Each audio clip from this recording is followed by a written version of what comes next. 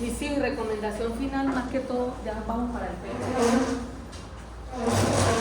Número 1, la retroalimentación. Me di cuenta que no leen los artículos, por eso el regalo para el P3 es que no va a haber artículos. Voy a ponerle sus casitos para que me analicen bien bacán, porque van a haber varios casos, ¿sí? De todo lo que hemos visto, entonces va a estar un poquito más complejo, pero les quito los artículos.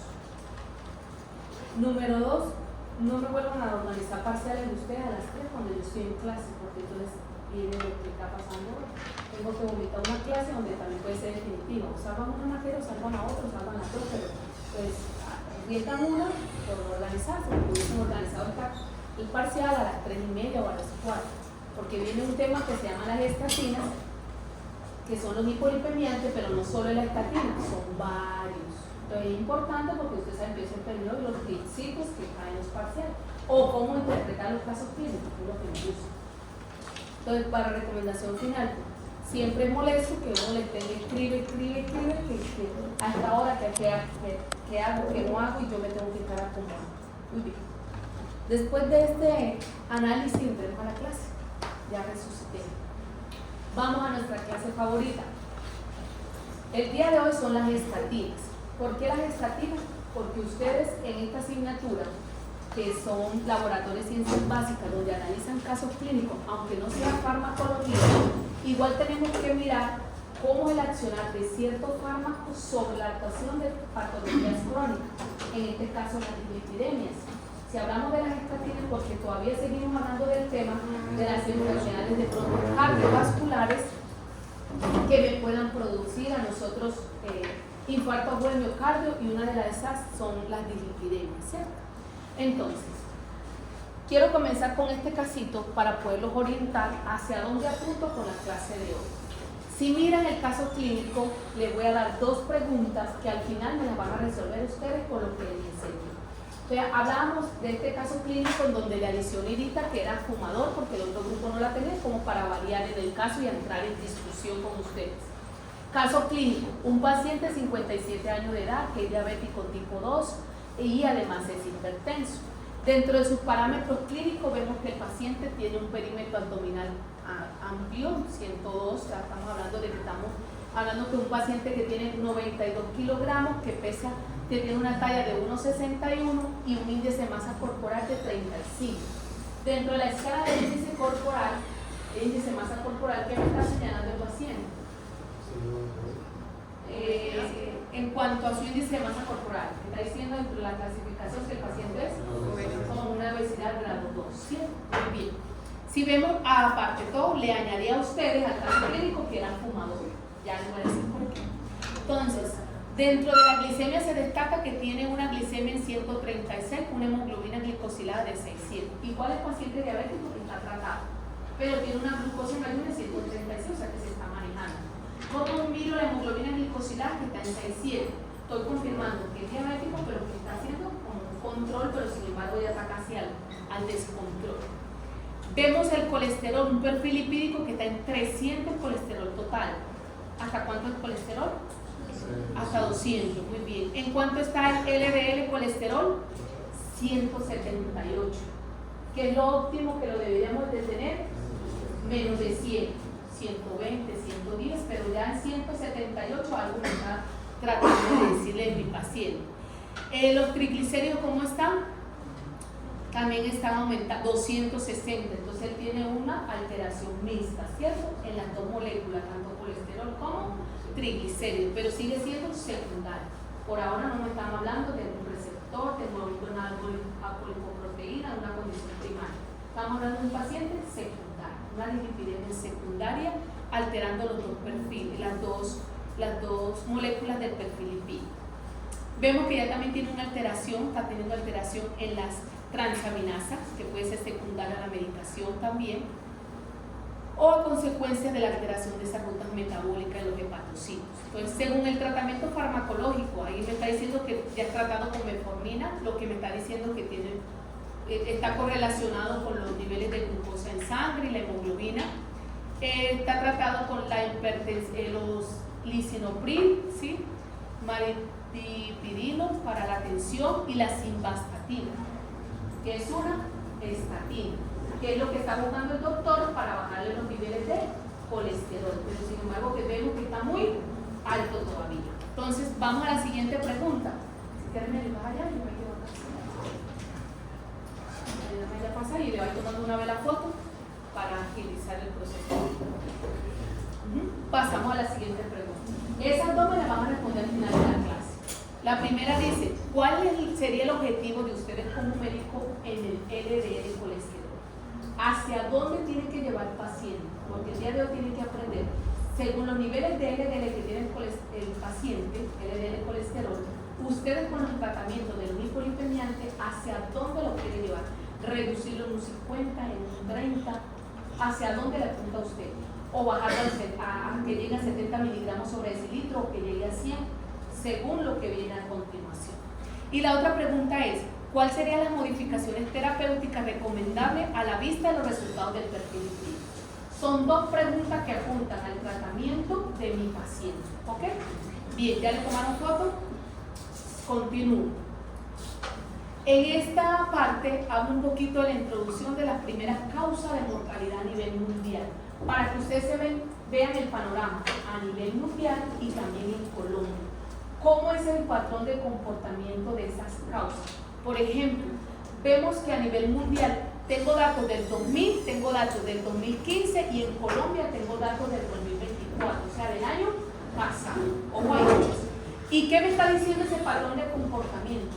Que la principal causa de muerte en el mundo y en Colombia son por enfermedades isquémicas cardiovasculares. Y si hablamos de las enfermedades isquémicas cardiovasculares, están dentro de ellas el infarto agudo del miocardio, la angina de pecho y todas las cardiopatías isquémicas. Lo que quiere decir que son cardiopatías causadas por proceso obstructivo. Por eso las dislipidemias, las LDL que forman esas placas ateromatosas, son procesos obstructivos que me pueden llevar a un paciente a un infarto agudo del miocardio. Entonces lo que le estoy dando a referencia ahí es que son las principales causas de muerte, no solamente a nivel mundial, sino a nivel de Colombia con datos actualizados. Seguido de ellas también están las enfermedades cerebrovasculares, los aneurismas, por ejemplo, también enfermedades de vías respiratorias y asimismo enfermedades de hipertensión crónicas y luego también la diabetes dentro de esos top 10. O sea, estamos rodeados de enfermedades crónicas degenerativas asociadas. Y número 1 tenemos la enfermedad cardiovascular. Continuamos con la siguiente diapositiva. Entonces, todos esos factores de riesgo que van inmersos a ese dato tan avanzado o tan significativo a nivel mundial y de Colombia, parte de esos factores de riesgo. Ahí lo clasificamos como modificable y no modificable. Dentro de los factores no modificables, y entre ellos tenemos la edad y el sexo. Si hablamos de la edad, obviamente a mayor edad tenemos más riesgo de enfermedades cardiovasculares.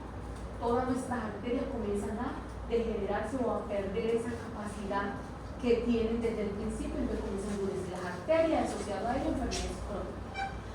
Si hablamos del sexo, ¿cuál es, sin comparar la población, si hay más mujeres y hombres, porque sabemos que hay más mujeres que hombres? Si fuéramos igual de la población, ¿cuál de los dos tendríamos más riesgo cardiovascular, las mujeres o los hombres? Sin mirar la población. Las mujeres, los hombres. ¿Por qué los hombres? ¿Por qué los hombres? ¿Y por qué no las mujeres? Ya me lo dijeron los hombres, está bien, porque no estamos comparando qué población hay más. Si yo digo qué población hay más, son las mujeres. Todo uno creería que son las mujeres, no son las mujeres, son los hombres, pero tiene su razón. Pero tenemos algo a favor nosotras las mujeres. No, ¿qué tenemos nosotras que no producen ustedes? Los estrógenos. Los estrógenos son cardioprotectores. Al ser cardioprotector, entonces tenemos menos riesgo de sufrir enfermedades cardiovasculares. ¿Cuándo tenemos mayor riesgo nosotras las mujeres? Cuando entramos a la menopausia, porque disminuye la concentración de estrógeno. Muy bien. ¿Y ella qué hace? Nos ayuda a mantener ese endotelio y por eso somos menos propensas que los hombres si comparamos la población. Muy bien, por eso es. Vamos ahí. Además de eso, de los modificables, tenemos tabaquismo, hipertensión y diabetes. Paciente con obesidad abdominal, con un perímetro de cintura mayor a 100, mayor a 85, dependiendo si es hombre o mujer. Sedentarismo, el HDL disminuido, que es también el cardiocortisol, y entre más disminuido lo tengas, más riesgo cardiovascular vas a tener, y el aumento de las HDL, las LDL. Muy bien. Ahora, dentro de las causas de la dislipidemia, veamos la clase pasada que tenemos la primaria y la secundaria. La secundaria es producto de la adquisición por enfermedades crónicas como diabetes, si el paciente sufre de trastornos tiroideos, si el paciente toma medicamentos asociados que me pueden alterar el perfil lipídico, si el paciente tiene algún síndrome nefrótico, sí, era lo adquirido. Y lo primario ya asociado a alteraciones a nivel genético por alguna enzima, ¿sí? Alguna molécula de transporte que hagan parte de ese metabolismo interno, ¿cierto? Ya lo tenemos claro. Entonces, asociado a ello, la causa más común de consulta en las dislipidemias primarias que llegan a consulta son las hipercolesterolemias familiares. Es lo que ustedes como médicos son los que más tienen que lidiar. De todas esas clasificaciones que ya se aprendieron muy bien de la clasificación de Framingham, de los fenotipos y cuáles eran y cómo era el perfil lipídico, las más comunes son las hipercolesterolemias de tipo familiar. Son las más comunes. ¿Ok? En las primarias. Dale. Y dentro de ellas sabemos que es autosómica dominante, estamos recordando. Y es por una mutación en el gen receptor de las LDL, ¿cierto? Sabemos que si no hay receptores de LDL no hay cómo captar ese LDL y cómo disminuir ese LDL en el paciente. Entonces vamos a perder un paciente con un colesterol alto con una LDL alta, a lo que nos lleva un LDL oxidado, a lo que nos lleva un estado inflamatorio del paciente y a lo que nos lleva un riesgo cardiovascular. Bien, seguimos. Aquí está, existen más de 10 millones de personas con hipercolesterolemia familiar en el mundo, que afecta a cada 400, 500 personas en su forma heterocigota y más de 1 millón en su forma homocigota. Continuamos. Esa es la clasificación que ya la tiene, sino que adicional está una tablita del tratamiento, pero que el tratamiento se lo voy a explicar muy bien. Ojo que no estamos en la clase de farmacología. El punto clave mío es darle el accionar que tiene esos hipolipemiantes. Y ustedes cómo lo van a interpretar en el momento que les llegue este paciente.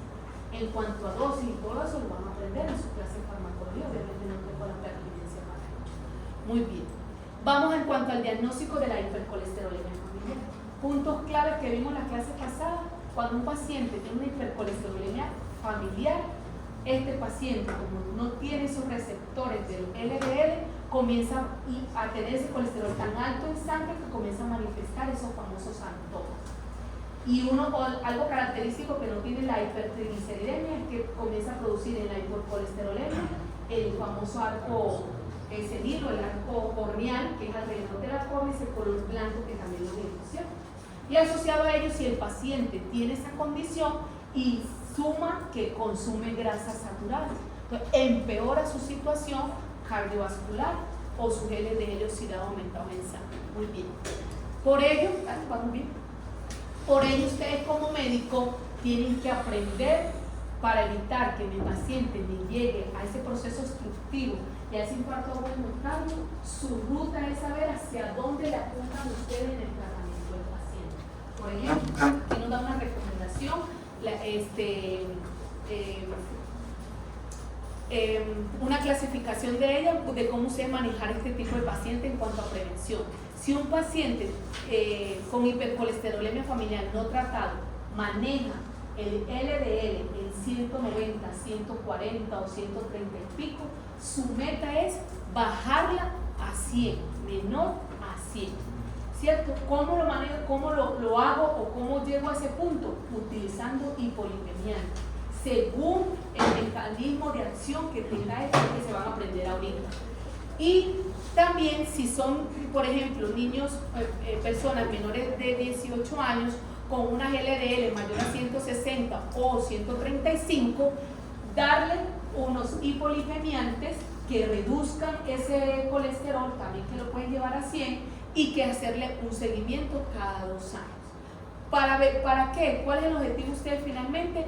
Incrementarle la esperanza de vida a sus pacientes en 10 a 30 años más. Muy bien. El tratamiento de ellos, cuando el paciente tiene elevado ese LDL y usted necesita disminuirlo, es para ¿qué? Evitar enfermedades cardiovasculares, cardiopatía isquémica o que lleguen a formarse esa placa ateromatosa. Por eso es importante jugar ustedes con el estilo de vida del paciente, con los hipolipemiantes, ¿cierto? Conocer la clasificación y el potencial de acción que tenga cada uno de ellos y para poder ustedes seleccionar cuál es el más efectivo en su paciente. Muy bien. Ahora jugamos con algo. Asociado a esos hipolipemiantes, tienen que asociar el estilo de vida. Por eso no solamente son los médicos, sino también entran ahí los nutricionistas y todo el papel. Porque usted puede saber mucho en la parte teórica, se aprende todos los medicamentos, cuánto es la dosis, tal. Pero si no lo manda el nutricionista, usted tampoco no le va a estar diciendo, mire, ahora consuma el aguacate y solamente un pedazo de carne, porque tiene que medirlo para que él también pueda ayudarse a resolver la situación exógena, que es también lo que lo está acabando ahí. Tanto endógena como exógena. Usted sabe la parte médica, pero también, a menos que se especialice, pues tratan todo eso de su paciente. Y ni siquiera eso, también hay que llevar al psicólogo, porque eso no es fácil. Un paciente que consume mucha grasa saturada, de un momento a otro que usted le diga que tiene alto riesgo cardiovascular y ya suprimirlo. Eso es como decir el alcohólico. Usted en 2 días no lo va a lograr. Eso es un proceso constante que va de la mano de todos los profesionales de la salud. Entonces, ¿a qué voy, mis hijos? Tienen que jugar muy bien, disminuir esas grasas saturadas y ayudarse un poquito más con las grasas insaturadas. Por ejemplo, el aceite de oliva extra virgen, el aceite de aguacate, el aguacate, darle los poliinsaturados como los omega 3, los omega 6, que puedan evitar esa formación también de esas placas ateromatosas o que promuevan aún más el empeoramiento del paciente. Su estilo de vida, haciendo ejercicio y todo eso para que mejore la captación endógena de estas moléculas y pueda ser utilizada muy bien en el cuerpo humano. Ahora bien, ¿por qué le llevo a toda esta conclusión para ustedes y voy así como acelerada? Porque vamos a hablar de los hipolipemiantes y empezamos con las estatinas. Entonces, las estatinas, como ustedes pueden observar, tenemos que hablar de esta parte que está en verde acá para hacer el recorrido y del metabolismo del colesterol. Cuando hablamos en bioquímico, no me acuerdo si acá, que hablamos del colesterol, de la lipogénesis, de la lipólisis, la esterificación de ella y cómo hace para darse la beta-oxidación, que a nivel mitocondrial, sabemos que la síntesis de colesterol, más que todo, es anaerobia, ahí en el citoplasma, ¿cierto? Donde se da esa síntesis de colesterol, que comienza con el acetilcoenzima A, que a través de una tiolasa se degrada y se forma el acetoacilcoenzima A, que a través de una enzima HMG coenzima A, en este caso la de arriba es la sintasa, forma la HMG coenzima A, y la HMG coenzima A reductasa también convierte en mevalonato, y el mevalonato comienza también otras formaciones con participación de enzimas para formación de otros compuestos que van desde, por ejemplo, el escualeno, el lanosferol y para finalmente formar el colesterol. Que ese colesterol, saben que es importante para la síntesis de la hormona esteroidea, que también es importante por ácido graso, vitamina D y hace parte de la membrana de la célula. Es un recordero. Pero ¿por qué hablo con este recordero? Porque solamente así ustedes van a captar qué es lo que está haciendo la estatina. La estatina es fundamental porque actúa como un análogo o como un imitador sin sentido. Cuando usted compite en el sitio activo, pero no ejerce ninguna función en el producto. Creo que lo vimos pues, en bioquímica, lo tuvieron que ver cuando hablan de la enzima. Que lo que la funcionalidad de una enzima, cuando actúa con su sustrato, genera un producto. Pero hay unas que actúan de manera competitiva y los inhibidores competitivos y no competitivos. Que los competitivos actúan en el sitio pero no ejercen ningún producto. Lo mismo está haciendo la estatina en el cuerpo de mi paciente. La estatina lo que está haciendo es un efecto ahí en la síntesis endógena a nivel hepático para que tu cuerpo no produzca ¿qué? Colesterol. Porque sabemos que el colesterol lo podemos tener a nivel exógeno cuando ingerimos alimentos y viene ese proceso de las enzimas que comienzan a niveles del enterocito para absorberse y transportarse por lipoproteínas, que es el kilomicrón, o a nivel síntesis hepática. ¿Qué es lo que hace la estatina? Actúa ahí inhibiendo el accionar que tiene la HMG coenzima reductasa para que no se forme un balonato y así sucesivamente interrumpa ese proceso de formación para que no se forme el colesterol. ¿Estamos claros ahí? Eso es lo que hace esa estatina. Las estatinas pueden producirse de manera sintética o bien pueden ejercer o generarse por medio de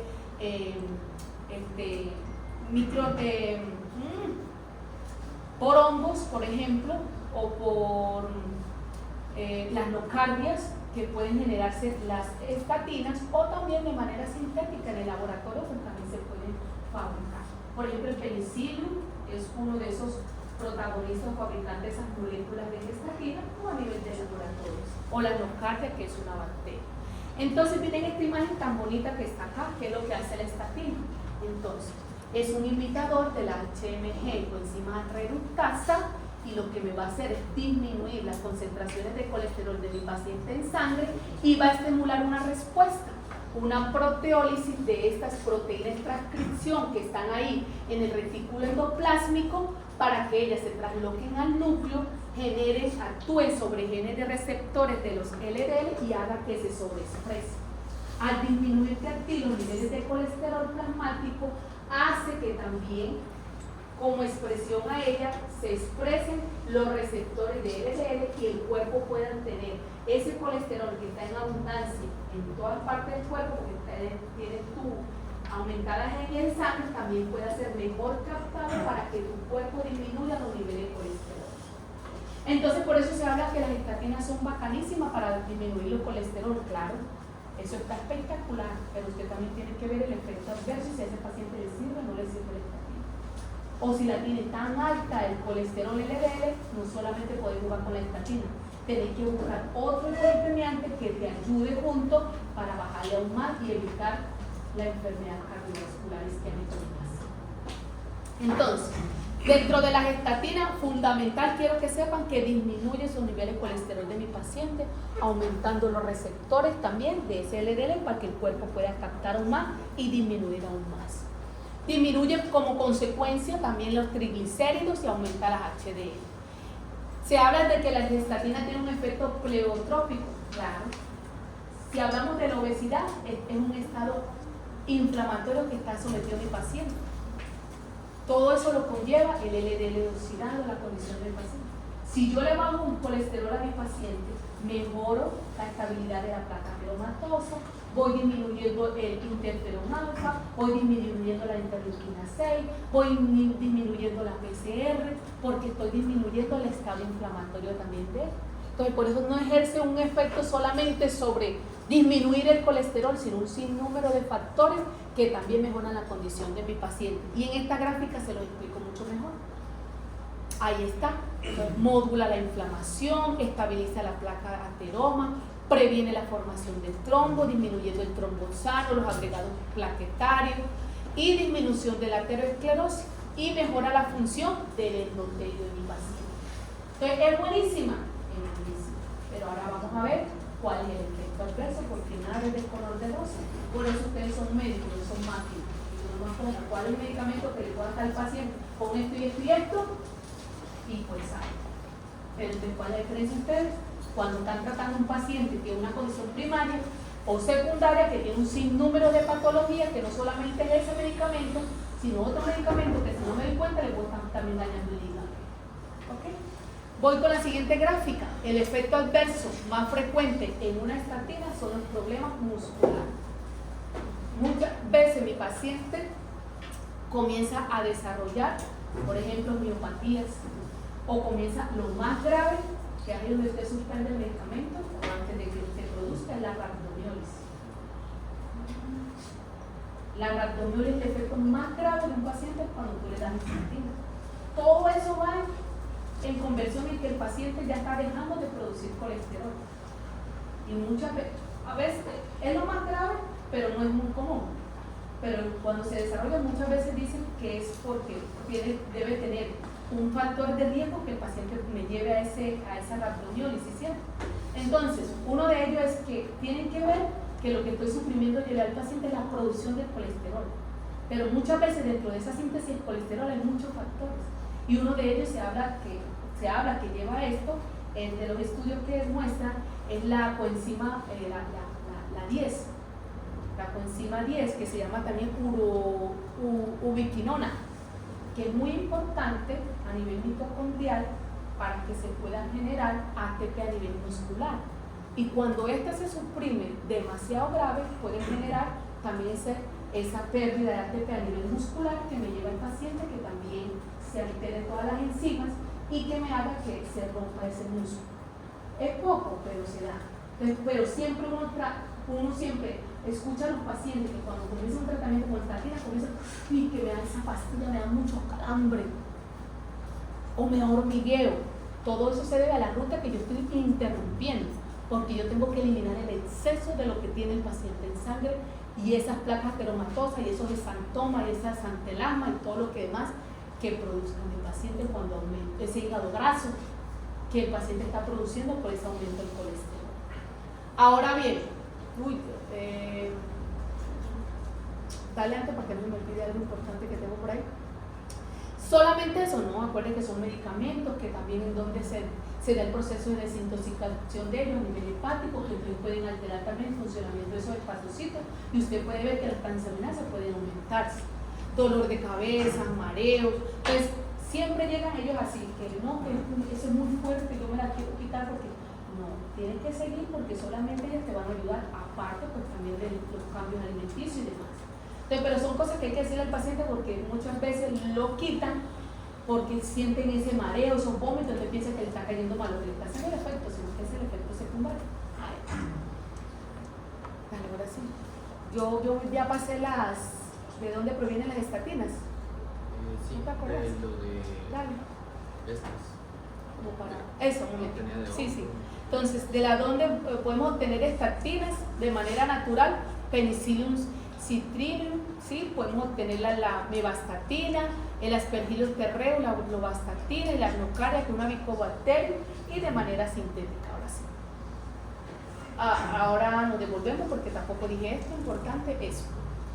Datos importantes a tener en cuenta, como son medicamentos, que lo ideal es que tenga un efecto también rápido y me ayude a bajar lo que busco finalmente como médico, es bajar esa LDL. Entonces tengo que buscar cuál es la mejor forma de accionar de este fármaco, y uno de ellos es que darlo en las noches. Darlo en las noches, ¿por qué? Porque a nivel hepático es donde más se sintetiza colesterol. A nivel hepático, en la noche es donde más tu hígado comienza a trabajar y comenzar a hacer síntesis. Entonces una de ellas es colesterol, pues darlo en la noche. Aparte, todo asociado junto con los alimentos para evitar irritación estomacal, por ejemplo, del paciente. Darlo con los alimentos. Otro de ellos, que cuando usted lo consume, el 75% se absorbe a nivel de vía porta hígado y el 25% se elimina por las heces. Que su tiempo de acción de las estatinas, hablamos de un 3 a 14 horas, que va unida a la albúmina, como la mayoría de ellas, unida a la albúmina, proteínas, para que pueda hacer su accionar, y el 5% está de forma libre, que es la forma más activa. Que luego después de ello se elimina el 80% por vía biliar y el 20% por la orina. Ahora sí, dale.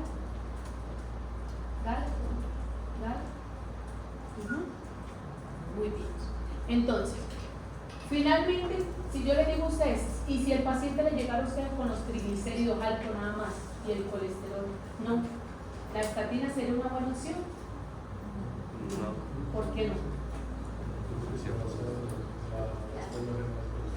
En este caso, lo que estamos hablando es síntesis de colesterol, lo que le está interrumpiendo.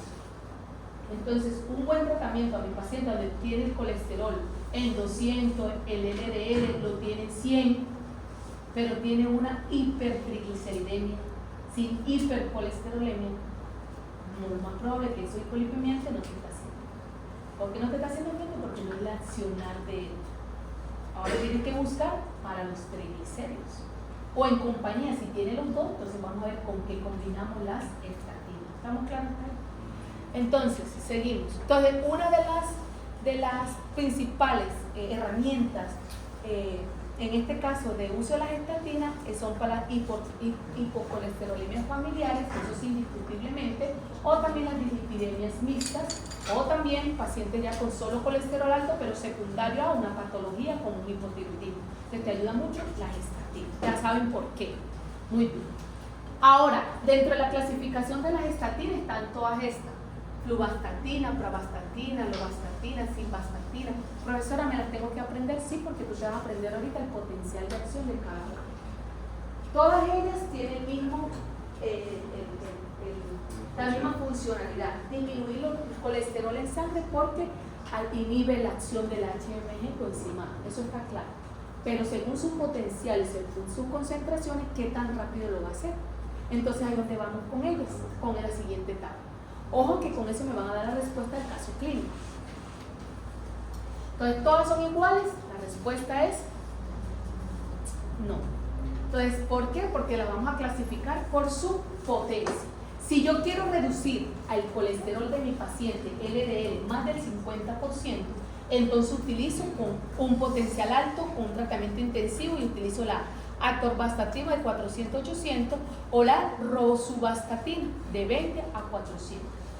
Cuando yo quiero bajarle mucho el colesterol a mi paciente, cuando el paciente está de muy alto riesgo, Profesor, ¿y yo cómo sé eso? Uno de ellos, cuando tú clasificas a tu paciente luego después de una encuesta o una estimación del riesgo cardiovascular, y te sale de muy alto riesgo. O también cuando tú miras las LDL, uno siempre te da una tabla a ti: cuál es el valor óptimo, el valor moderado, el alto riesgo o muy alto en la tabla de los resultados de laboratorio. Entonces tú también puedes definir hacia dónde lo quiero llevar. Lo quiero bajar en el 50%, lo quiero bajar en un 30%, lo quiero bajar en un 20%. Ese valor del LDL, por ejemplo. ¿Quién lo sabe? Usted. Pues ahí usted define cuál acá. Bien, hasta ahí. Entonces, si quiero que tenga una potencia intermedia, reducir el LDL en un 30 o un 50%, utilizo esta con ciertas concentraciones que están ahí. O, por ejemplo, si quiero bajarlo, pero reducirlo un 30%, pacientes que tienen el LDL en 140, ¿sí? 135, pues puedo utilizar esas, ¿sí? Para bajar. Seguimos. Ahora, ¿cuál estatina selecciono? Entonces, con esta pregunta me voy a la siguiente respuesta.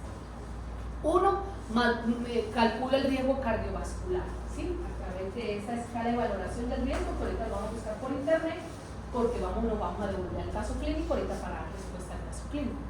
Dos, vamos a mirar cuál es el objetivo que tú quieres. Me van a decir si lo quieren llevar el CLDL, reducirlo en más del 50%, del 30 al 50 o el 30%. Y cuál es la estatina que van a seleccionar para ustedes. Bien. Entonces, dentro de cómo calcula el riesgo, ahí pueden utilizar, por ejemplo, Colombia, no creo que la tenga, no sé si la OMS, pero sé que la que más utilizan ustedes es la española, aunque eso es un sesgo de error, porque estamos hablando de personas que están en España, con alimentación y todo eso, pero la que más utilizan ustedes es el score español para medir el riesgo cardiovascular. ¿Qué se utiliza? Pues, porque yo también lo utilizo cuando hago los proyectos de investigación de riesgo cardiovascular. Entonces, ¿qué tengo que tener en cuenta aquí? Pues que el paciente tenga más de 40 años para que entre dentro de esa escala. Que tengo que medir entonces la edad, el sexo, mirarle la presión sistólica, los niveles de colesterol total, y ahí se estima el riesgo. Dale.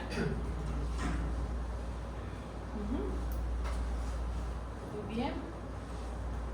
En la tabla siguiente, entonces ahí se va dando la gráfica, la tabla, según los niveles del LDL colesterol y hacia dónde punto con el tratamiento. Todo lo que está en verde me está enseñando que tengo bajo riesgo cardiovascular. Todo lo que está amarillo intermedio y todo lo que está alto es lo que sí o sí necesito intervención farmacológica para bajar el riesgo cardiovascular. El amarillo también, pero yo voy jugando con la dosificación.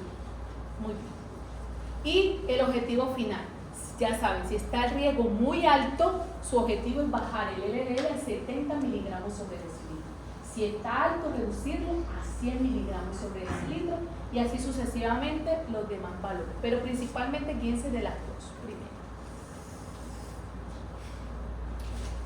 Ojo con las estatinas, para dar respuesta al primer caso clínico. Profe, pero es lo único que existe como hipolipemiantes. No, vamos con el segundo, que es la ezetimiba. La ezetimiba, a diferencia de la gestatina, su accionar es por absorción, donde bloquea el producto en la absorción a nivel intestinal para que tu cuerpo no absorba colesterol. Y si no absorbe el colesterol, pues van a disminuir tu nivel de colesterol. O sea, de tu ingesta exógena hay un bloqueo en proteína de transporte que va a impedir pues, que se absorba el colesterol. En cambio, la estatina es endógena a nivel de síntesis hepática. ¿Sí ven? Diferente. Entonces, vamos a ver cómo lo hace esta. Dice así. No, dale a la anterior, un momento. Entonces, inhibe la absorción intestinal del colesterol en el borde del cepillo del intestino. ¿Por qué? Porque ahí está la proteína transportadora NPC1L1, la famosa Niemann-Pick C1, la I1, que es asociado a ella hay una patología neurológica del paciente en el perfil lipídico. Entonces, ojo con eso, reduce la incorporación del colesterol, tanto que viene en la dieta, también como a nivel biliar en el enterocitos. Esa proteína que usted está ahí, nunca la hemos hablado nosotros, la hemos tocado cuando hablábamos de colesterol, tanto en bioquímica como en ciencias básicas, porque obviamente me hubiese acordado. Siempre solamente hablábamos de cuáles eran las enzimas que participan en la degradación y la formación de esas micelas mixtas, y luego hablábamos que dentro del enterocito se da la resíntesis de los lípidos, que luego se forman las lipoproteínas, la unión del lípido y la proteína, que era el kilomicrón, ¿cierto? Eso sí lo hablamos súper bien. Pero no hablamos de las proteínas transportadoras que están en el borde del cepillo para que entre esa micela dentro del enterocito. Ese es el punto de quiebre de la clase de esa ezetimiba. Ahora sí pasa a la siguiente gráfica. En esa gráfica, ahí donde te muestro que el ezetimiba provoca un bloqueo de esas transportadoras, en este caso de la entrada de ese colesterol que tú ingeriste en la dieta, para que tu cuerpo no lo absorba. Al no absorberlo tu cuerpo, entonces, ¿qué va a pasar con el colesterol que tienes en sangre? Comienza a disminuir y comienza a tomar todo lo que tú tienes ahí acumulado y comienza a disminuir la oxidación de ese LDL que tú tienes en sangre por la ingesta, en este caso. Muy bien, dale. Aquí está la imagen, muy bien, donde está la NPC1L1, donde permite la entrada de esas micelas mixtas, y también está la otra proteína de transporte, que es la ABC1, que es la que hablamos cuando la HDL toma el colesterol para llevarlo dentro de ella y lo lleva después al hígado. ¿Se acuerda? De la de abajito sí hablamos, sino que no le mostré esta imagen para mostrársela acá. Muy bien, entonces eso es lo que hace la ezetimiba. Dale. Sin embargo, aquí les hablo de la enfermedad Niemann-Pick, en este caso un trastorno neurológico genético por defecto, como tal, de la acumulación de los lípidos, debido a esas dos proteínas, la 1 y la 2, que regulan los movimientos de los lípidos, pero a nivel del sistema nervioso central específicamente. Miren los rasgos de un paciente con el Niemann-Pick, y asociado a ello, pues obviamente tiene problemas neurológicos, hepáticos y musculares, órganos como tal. ¿Seguimos? ¿Eso es ascitis o sencillamente? Ajá, ascitis. Ascitis, y asociado a ello, agrandamiento de órganos debido a la acumulación de esos lípidos por el mal funcionamiento de esa proteína de transporte. Sí, señor, que comienzan a acumularse. La ezetimiba, entonces ya, súper bien ahí. Entonces, en cuanto a esto, vuelvo y retomo el contexto del tema. Puedo darle al paciente la estatina con la ezetimiba, porque nadie me garantiza que solamente sea síntesis endógena. También qué tal que sea la alimentación del paciente. Si el paciente, aparte de todo, tiene malos hábitos alimenticios, yo lo puedo ayudar a él con la absorción a nivel intestinal. Entonces le puedo combinar las estatinas con la ezetimiba, una endógena y una a nivel exógena de la alimentación. Yo combino esas dos. ¿Ok? También a nivel intestinal, por absorción, tenemos otra hipolipemiante, que se las presento ahora. Siguiente, que son las... dentro del efecto adverso tenemos problemas gastrointestinales, aumento de las transaminasas o algunas miopatías. Seguimos. La resina, que son los secuestradores de los ácidos biliares. Esto se da por intercambio aniónico. Las resinas, en este caso, también impiden la absorción del colesterol. pero se da a nivel intestinal, pero eso se da por intercambio iónico. Los ácidos biliares tienen una carga y las resinas tienen otras que hacen que esa molécula se ponga tan grande que impide que se absorba. Entonces tú por eso la eliminas por la materia fecal. Entonces, profe, pero la ezetimiba y los secuestradores como si fueran igual, claro. ¿Por qué? Porque principalmente es por el consumo es sodio. Sin embargo, la ezetimiba también es a nivel biliar que impide esa absorción a nivel del enterocito. Pero miren lo chévere, pueden combinar la ezetimiba con las estatinas o las estatinas con las resinas o los secuestradores. ¿Ok? Seguimos. Aquí está una imagen que qué es lo que hace tenemos arriba lo de la ruta de los inhibidores, lo que hace la estatina, lo que hace la ezetimiba, y abajito, que es lo que está marcado en rojo, que es lo que hacen los secuestradores. Esto disminuye la retroalimentación negativa que ejerce los ácidos biliares sobre la enzima 7-alfa-hidroxilasa, responsable de la síntesis de colesterol, aumentando la actividad de esta enzima, favoreciendo la conversión del colesterol a ácidos biliares. Entonces, ahí hace que el intestino no los absorba, sino que los elimine. ¿Vale? ¿Y qué va a provocar esto? Disminución del LDL, disminución de la retención de los ácidos biliares. También las resinas, un ejemplo de ellas es la colestiramida, como tal el medicamento. Y también sirve para tratar infecciones de Clostridium difficile, que absorbe las toxinas A y B. También es utilizado para ello. Muy bien. Y se puede utilizar junto con las estatinas. Entonces, tenemos las resinas, que son los secuestradores, la ezetimiba y tenemos las estatinas. Hemos hablado de esos tres. Ahora miremos a continuación. Siguiente. Bueno, dentro de los efectos adversos, muy bien, dale anterior. De los secuestradores tenemos, pues, uno de ellos, disminución de las vitaminas liposolubles. Al ver una disminución en el proceso de absorción, pues estos son importantes en nuestro cuerpo. Cuando disminuye, pues vienen dentro de ellos esos efectos adversos: náusea, estreñimiento, debilidad y también tendencia a hemorragia, porque está asociada a la carencia de la vitamina K. Fibratos, viene un punto que les nombré al principio. Si el paciente tiene hipertrigliceridemia, no hipercolesterolemia, el punto no es mirar en la selección de ese medicamento. Una de las opciones para un paciente que tiene una hipertrigliceridemia es darle fibratos. Los fibratos, como tal, regulan la expresión génica a través de los receptores nucleares, los receptores activadores por proliferación del peroxisoma tipo alfa, que es lo que van a permitir ese complejo de estos elementos es ayudar en el metabolismo lipídico, disminuyendo los triglicéridos, aumentando la beta-oxidación de lo mismo y aumentando la lipoproteínasa. Saben muy bien que la lipoproteínasa es la que me permite a mí degradar los triglicéridos. El accionar tan importante que tienen estos fibratos es ayudar a aumentar el accionar de la lipoproteínasa, disminuyendo así todo lo que tiene los triglicéridos en sangre aumentados. Entonces, una de las opciones son los fibratos en pacientes que tienen alto riesgo de pancreatitis. ¿Por qué? Pero el pancreatitis producido por el aumento exagerado de los triglicéridos en sangre. Entonces, le vas a dar fibratos. Muy bien, ¿tal? Entonces, como consecuencia, me aumenta el HDL, me disminuye el VDL por el aumento de la lipoproteinasa. Muy bien, ¿tal? Y ya.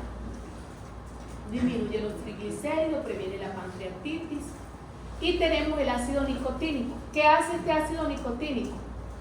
Este es lo que me va a permitir, siguiente, para mirar el accionar, inhibe la lipólisis en el tejido adiposo, reduce la formación también de los triglicéridos, aumenta la actividad de la lipoproteinasa. El ácido nicotínico y los fibratos son muy importantes para disminuir los triglicéridos en sangre de mi paciente. Muy bien. Asociado a ello, ¿por qué casi no se utiliza y por qué se utiliza más fibratos que ácido nicotínico en los pacientes? Porque el ácido nicotínico suele producir prostaglandina o aumentar las prostaglandinas, que es lo que hace que genera vasodilatación. Entonces ven el paciente que se pone enrojecido muy rápidamente. Entonces, por eso de preferencia para usted utilizan más es porque tiene menos efecto adverso. Utilizan más lofibrato que el ácido nicotínico en el tratamiento de la hipertrigliceridemia. Muy bien. Y además que aumenta también la glucosa o también puede aumentar la hemoglobina glicosilada. Otros que son los oligonucleótidos antisentidos, que son los inhibidores de los beta-ApoBeta 100, que son como por ejemplo el mismo Merced. Este lo que hace es inhibir como tal la síntesis del ApoC100, entonces por eso disminuye la PLDL. Y también es importante en el tratamiento del paciente con hipercolesterolemia familiar. Muy bien. Y como efecto adverso puede aumentar las transaminasas a nivel hepático. Otros son los inhibidores de la proteína convertasa subtilicínica quinina tipo 9. ¿Qué es lo que hace esta? Miren, estas proteínas que actúan como vesícula, normalmente nosotros tenemos que, se lo voy a hacer en resumen para que ustedes me puedan comprender. Siempre vamos a sintetizar moléculas orgánicas, colesteroles. Tu cuerpo siempre tiene que haber un equilibrio. Igual necesitamos las lipoproteínas, necesitamos el colesterol, todo eso. Necesitamos los receptores para que puedan captar, pero esos receptores también se tienen que degradar, porque todo es un ciclo, ¿sí o no?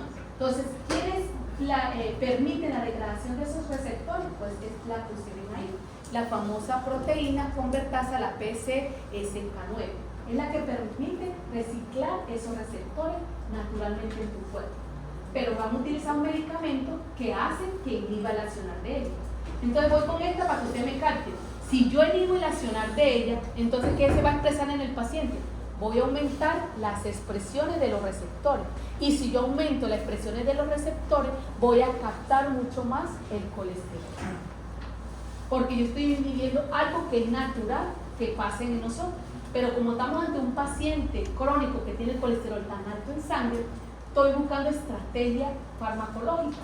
Y como yo sé que esa proteína recicla los receptores, pues la inhibo para que me lo suelte y nunca me lo recicle. Y ayudo al paciente a poder captar más LDL colesterol. Eso es como en resumen para que ustedes puedan entender qué es lo que está pasando con estos tipos de inhibidores o de medicamentos. ¿Ok? Siguiente. Lo mismo acá, entonces al inhibirlo voy a hacer que se expresen más para tomar más colesterol.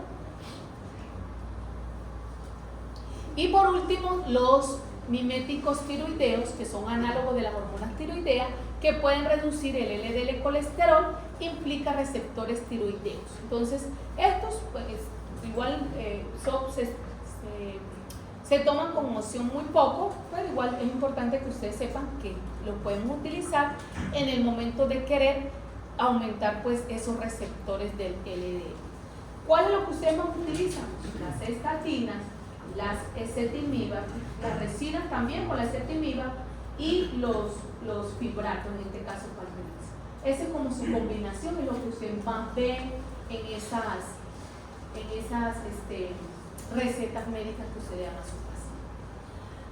Muy bien, ahora me voy a devolver al caso clínico. Bueno, aquí está una tabla, un resumen, donde les dejo el accionar que tiene cada tipo de hipolipemiante, cómo actúa y qué es lo que me ayuda a bajar principalmente. Sí. La tabla parcial. No les va a caer, ya les dije a los que llegaron tarde, porque andan de rebelde esperando una clase a las 3 de la tarde, que no me vuelvan a hacer eso. Los dijo que ni me estaban prestando atención por ahí, yo estoy, mire, yo soy tan bien, que yo sé que la mitad, si no más de la mitad, ni bola me está parando porque está estudiando facultad.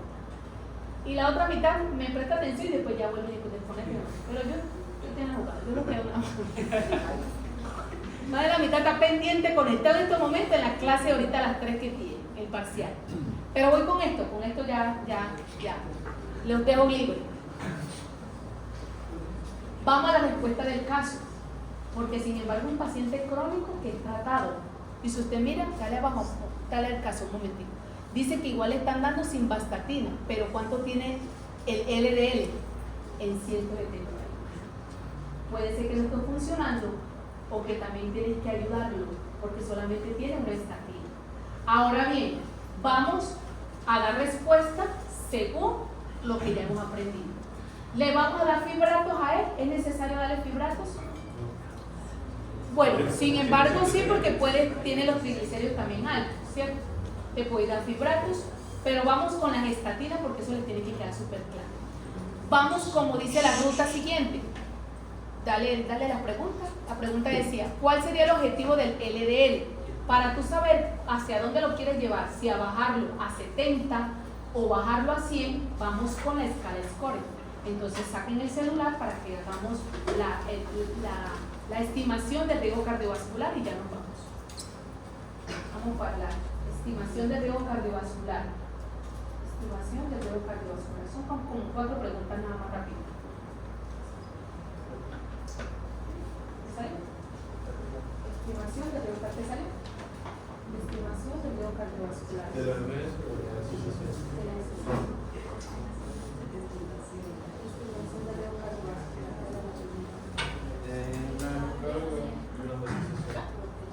La Panamericana Organization. Sí, de la Panamericana. Fundación Española. Dale atrás. De la Panamericana. ¿Ya? Bueno. ¿Lo encontraron? Esa, bueno. Hace una preguntita ahí. ¿Ya? Bueno, la primera pregunta que dice ¿qué? ¿Eres diabético? Entonces, el paciente, ahora nos devolvemos al caso, rapidito. ¿Es diabético? Sí. Listo, entonces la respuesta. ¿Ha sufrido alguna enfermedad cardiovascular? Póngale sí. Vamos a antecedentes. Con hipertenso. ¿Fuma? Ahí es donde, ahora póngale sí. Porque al otro grupo le puse no. Dale. ¿Sexo? ¿Hombre? Masculino. ¿Edad? 57, dice. ¿Localización geográfica? Creo que si es española, no creo que te salga Colombia. Póngale España. Somos españoles. ¿Colesterol total? Colesterol total dice que salió en 300. ¿Tensión sistólica? Colocásela en, como está tratado ya, entonces colocásela en 130, 140, 100. Creo que hay una escala. Tampoco la pongáis tan alta porque está tomando su medicamento. Entonces, ¿cómo te sale? Medio. Riesgo medio. Según lo que ya les enseñé, el riesgo medio. Ahora sí, ¿cuál es el objetivo tuyo como médico? Llevarla a 100 miligramos sobre decilitro. Esta LDL, ¿cuánto tiene la LDL del paciente? 178. El riesgo no es alto o muy alto, el riesgo es intermedio. Te está diciendo en la tabla que te enseñé, decía, si está en riesgo muy alto, tu objetivo es llevar este LDL en 70. Pero si está intermedio o está alto, no muy alto, es llevarla a 100. ¿Cuál es la respuesta de esto? ¿Llevarla a 70 o llevarla a 100? A 100. 100 miligramos sobre decilitro es tu objetivo. Entonces, ¿cuál estatina utilizas? ¿La de potencial alto, la de potencial intermedio o la de potencial bajo? Intermedio. La de la intermedia. Dentro de la tabla va a escoger cualquiera de las intermedias. ¿Estamos claros hasta ahí? Bien. Ahora va la otra pregunta, porque en este caso el paciente ya se le están dando simvastatina, ¿sí o no? Ya le está dando. Entonces, ¿qué quiere decir? Como él no es tanto primaria, no es una hipercolesterolemia familiar, sino una dislipidemia ¿qué? Secundaria, porque es diabetes, hipertenso y todo eso, ¿sí o no? Entonces, asociado a esto y obeso, ¿qué le tenéis que controlar con el paciente? Muy bien. Entonces, además de una estatina intermedia, ¿qué le tienes que adicionar al paciente? Bueno, el fibrato para bajar el colesterol, pues. Pero otra en la alimentación que es importante, que es un punto de ahí de partida. ¿Una qué? Una ezetimiba o un secuestrador, porque es que él es la alimentación que también lo está jodiendo, porque ya tú le estás dando una estatina y mire que no está funcionando el tratamiento, pero lo más probable es que la alimentación, y tiene lógica porque es diabético tipo 2, es obeso, entonces tienes que ayudarlo también a absorción a nivel exógeno y endógeno para que lo pueda ayudar. Ya con poder combinar un montón, tanto no, porque ya sería un tercer medicamento hipolipemiano. Entonces comienzan a jugar con estas dos para ahí sí ya irse a que lo que... Por eso les digo que tratar a un paciente crónico es muy difícil porque no es una cosa, sino un montón de cosas que tienen que ustedes salvar. Mírale la diabetes, en este caso pues está como regular civil, debería tener un poquito más bajo, pero igual se está ayudando la tensión arterial y asociado a ello la dislipidemia. Pero aquí urgente del paciente lo que hay que tratar es la dislipidemia. ¿Por qué? Porque es la que vemos que aunque se le está dando medicamento, tiene alto riesgo pues cardiovascular. En este caso lo reportó como intermedio. ¿Ok? ¿Bien hasta ahí? Así. Tenía obviamente 2 ejercicios más para realizar en la clase, pero con sus desesperos autónomos, vamos para la entrega de nota que aquí me voy.